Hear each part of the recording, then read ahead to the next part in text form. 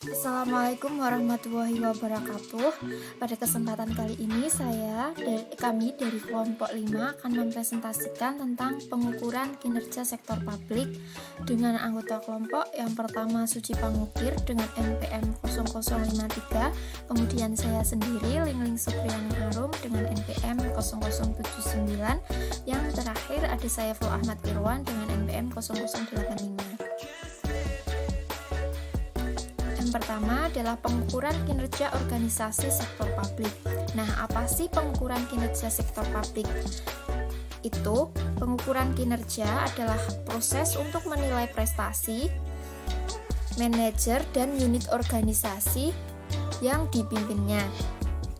Nah, pengukuran kinerja itu sangat penting di dalam suatu organisasi karena selain untuk menentukan akuntabilitas organisasi dan manajer, pengukuran kinerja digunakan untuk dalam penggunaan uang publik secara efisien, efektif, dan secara ekonomis pula. Kemudian ada 3 maksud dari pengukuran kinerja tersebut. Yang pertama adalah pengukuran kinerja sektor publik dimaksudkan untuk membantu memperbaiki kinerja pemerintah. Yang kedua yaitu pengukuran kinerja untuk mengalokasikan sumber daya dan pembuatan keputusan. Yang ketiga, pengukuran kinerja untuk mewujudkan pertanggungjawaban publik dan memperbaiki komunikasi kelembagaan.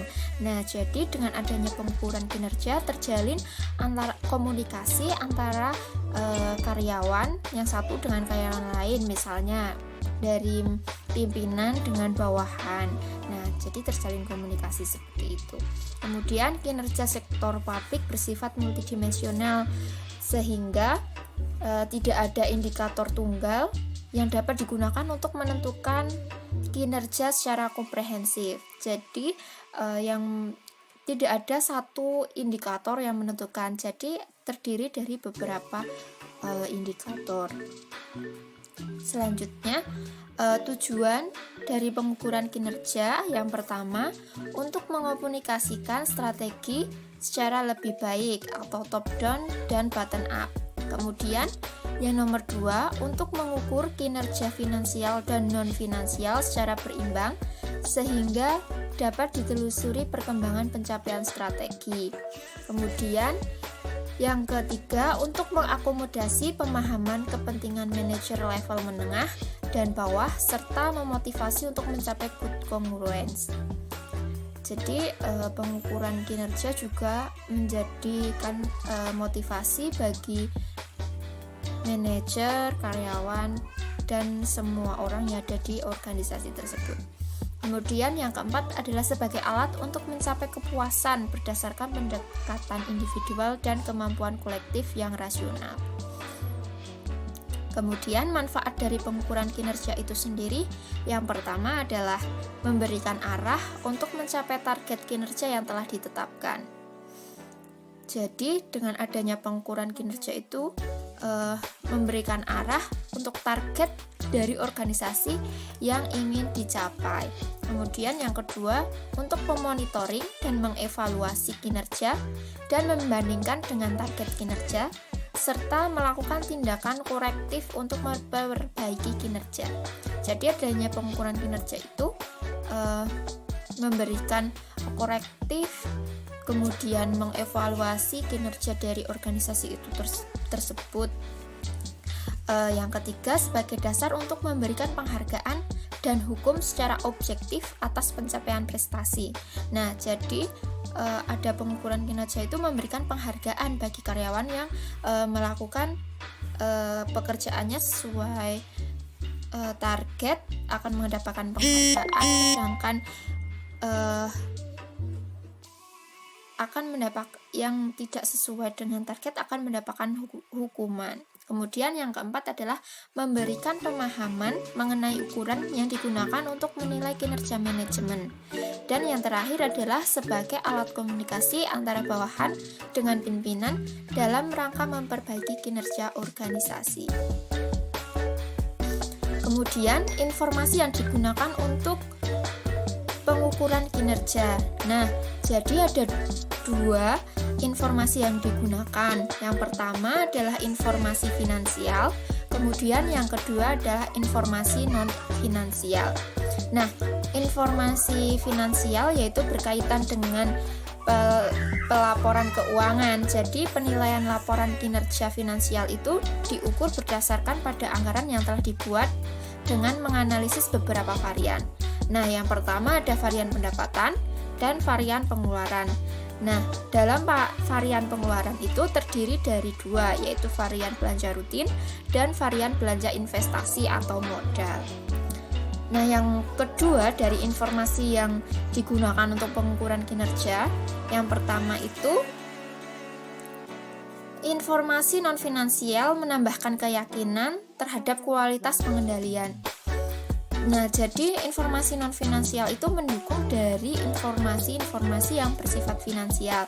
Nah, teknik pengukuran kinerja yang banyak dikembangkan adalah balanced scorecard dengan melibatkan beberapa aspek.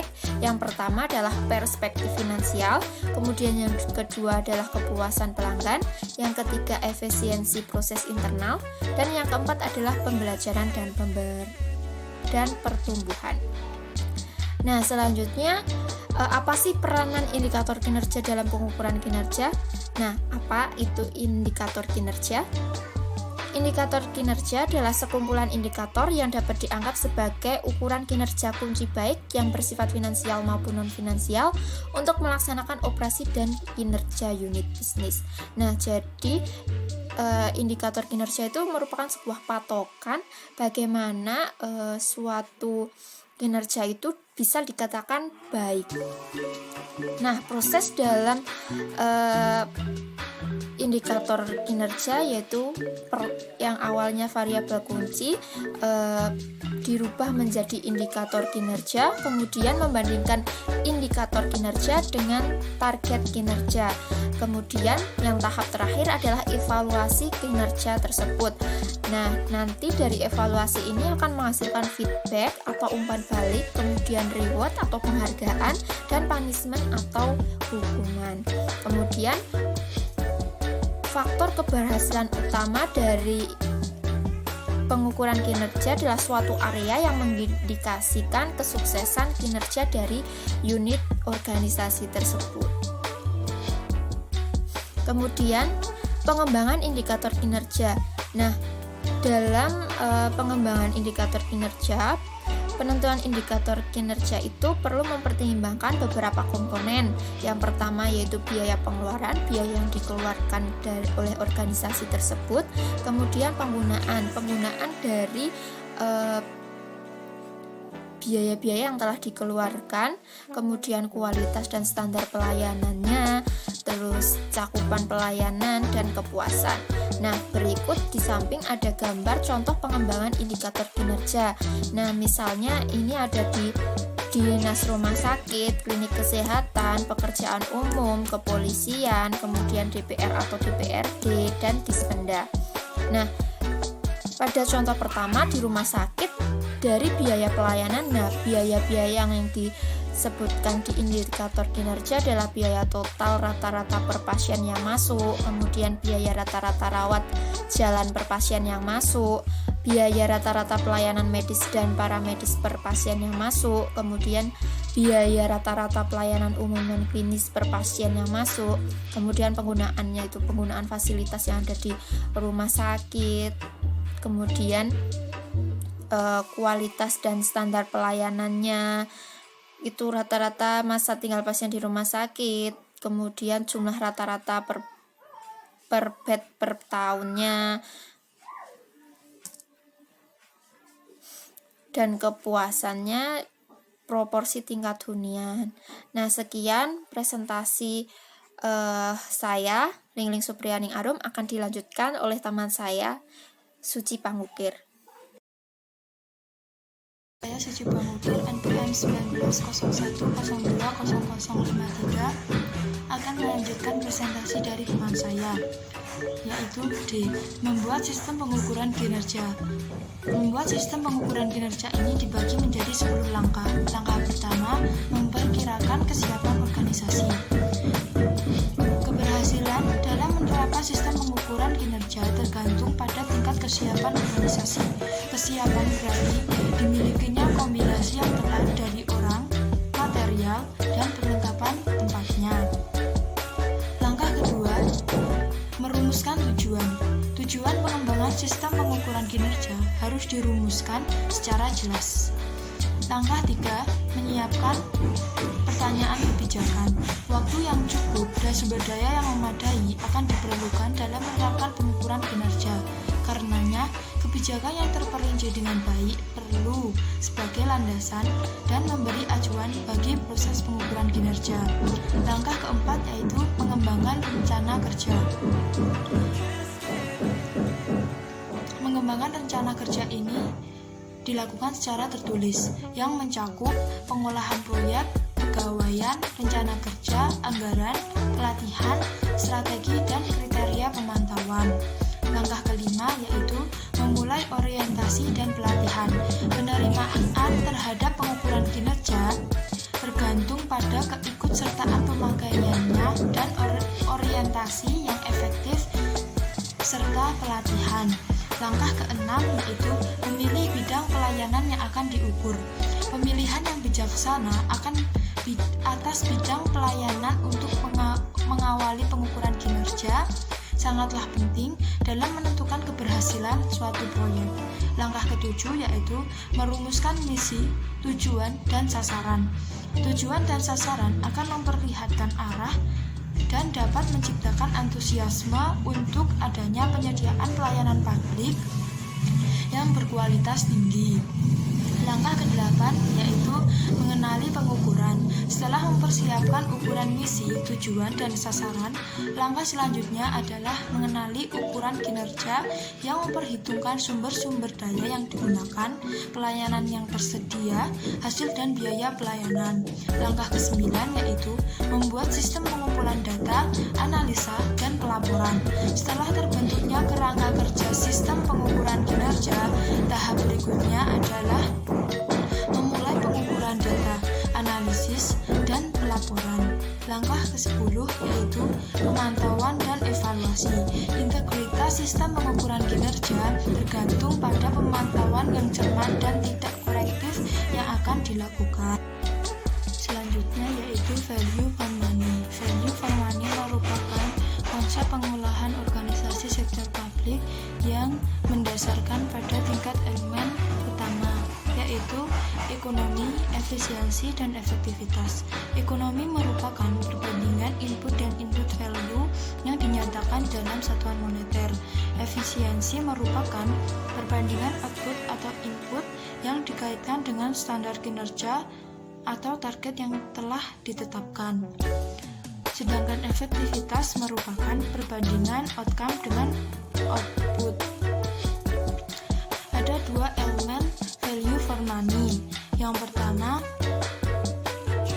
keadilan atau equity, dan pemerataan atau kesetaraan atau equality. Keadilan mengacu pada adanya kesempatan sosial yang sama untuk mendapat pelayanan publik yang berkualitas dan kesejahteraan ekonomi. Selain keadilan, perlu dilakukan distribusi secara merata atau equality. Artinya, penggunaan uang publik hendaknya tidak hanya terkonsentrasi pada kelompok tertentu saja, melainkan dilakukan secara merata. Selanjutnya yaitu input. Input merupakan sumber daya yang digunakan untuk pelaksanaan suatu kebijakan, program, dan aktivitas. Contoh input adalah dokter di rumah sakit dan lain sebagainya. Input dapat dinyatakan secara kuantitatif, misalnya jumlah dokter. Kemudian input dapat pula dinyatakan dengan nilai uang, misalnya biaya dokter, dan lain sebagainya. Output merupakan hasil yang dicapai dari suatu program, aktivitas, dan kebijakan. Selanjutnya yaitu sasaran antara. Analisis value for money memerlukan data input dan output yang memadai, karena money mempunyai kaitan erat dengan pengukuran output dan input. Permasalahan yang sering muncul adalah tidak tersedianya data yang lengkap, terutama data output. Selanjutnya yaitu outcome. Outcome adalah dampak yang ditimbulkan dari suatu aktivitas tertentu. Sebagai contoh, outcome yang diharapkan terjadi dari aktivitas pengumpulan sampah oleh Dinas Kebersihan Kota adalah terciptanya lingkungan kota yang bersih dan sehat. Outcome seringkali dikaitkan dengan tujuan, objektivitas, atau target yang hendak dicapai. Selanjutnya F. Indikator kinerja dan pengukuran value for money. Value for money merupakan inti pengukuran kinerja pada organisasi pemerintah. Kinerja pemerintah tidak dapat dinilai dari sisi output yang dihasilkan saja, akan tetapi harus mempertimbangkan input, output, dan outcome secara bersama-sama. Bahkan untuk beberapa hal perlu ditambahkan pengukuran distribusi dan cakupan layanan. Selanjutnya yaitu ukuran kinerja mengacu pada penilaian kinerja secara langsung, sedangkan indikator kinerja mengacu pada penilaian kinerja secara tidak langsung. Untuk dapat mengukur kinerja pemerintah, maka perlu diketahui indikator-indikator kinerja sebagai dasar penilaian kinerja. Mekanisme untuk menentukan indikator kinerja sebagai berikut. Yang pertama, sistem perencanaan dan pengendalian. Sistem perencanaan dan pengendalian meliputi proses, prosedur, dan struktur yang memberi jaminan bahwa tujuan organisasi telah dijelaskan dan dikomunikasikan ke seluruh bagian organisasi. Yang kedua, spesifikasi teknis dan standarisasi. Kinerja suatu kegiatan, program, dan organisasi diukur dengan menggunakan spesifikasi teknis secara detail untuk memberikan jaminan bahwa spesifikasi teknis tersebut dijadikan sebagai standar penilaian. Yang ketiga yaitu kompetensi teknis dan profesionalisme. Untuk memberikan jaminan terpenuhinya spesifikasi teknis dan standarisasi yang ditetapkan, maka diperlukan personel yang dimiliki kompetensi dan profesional dalam bekerja. Yang keempat yaitu mekanisme ekonomi dan mekanisme pasar. Mekanisme ekonomi terkait dengan pemberian penghargaan dan hukuman yang bersifat finansial, sedangkan mekanisme pasar terkait dengan penggunaan sumber daya yang menjamin terpenuhinya value for money. Yang kelima yaitu mekanisme sumber daya manusia. Pemerintah perlu menggunakan beberapa mekanisme untuk memotivasi stafnya untuk memperbaiki kinerja personal dan organisasi. Selanjutnya yaitu pengukuran value for money. Kriteria pokok yang mendasari pelaksanaan manajemen publik dewasa ini adalah ekonomi, efisiensi, efektivitas, transparansi, dan akuntabilitas publik. Tujuan yang dikehendaki oleh masyarakat mencakup pertanggungjawaban mengenai pelaksanaan value for money, yaitu ekonomi dalam pengadaan dan alokasi sumber daya, efisien dalam penggunaan sumber daya dan dalam arti penggunaannya diminimalkan dan hasilnya dimaksimalkan, serta efektif dalam arti mencapai tujuan dan sasaran. Agar dapat menilai kinerja organisasi dapat dilakukan secara objektif, maka diperlukan indikator kinerja. Indikator kinerja yang ideal harus terkait pada efisien biaya dan kualitas pelayanan. Sementara itu, kualitas terkait dengan kesesuaian dengan maksud dan tujuan, konsisten, dan kepuasan publik. Kepuasan masyarakat dalam konteks tersebut dapat dikaitkan dengan semakin rendahnya komplain dari masyarakat. Sekian presentasi dari saya, selanjutnya akan disampaikan oleh teman saya. Pengembangan indikator value for money. Peranan indikator kinerja adalah untuk menyediakan informasi sebagai pertimbangan untuk pembuatan keputusan. Hal ini tidak berarti bahwa suatu indikator akan memberikan ukuran pencapaian program yang definitif. Indikator value of money dibagi menjadi dua, yaitu indikator alokasi biaya dan indikator kualitas pelayanan.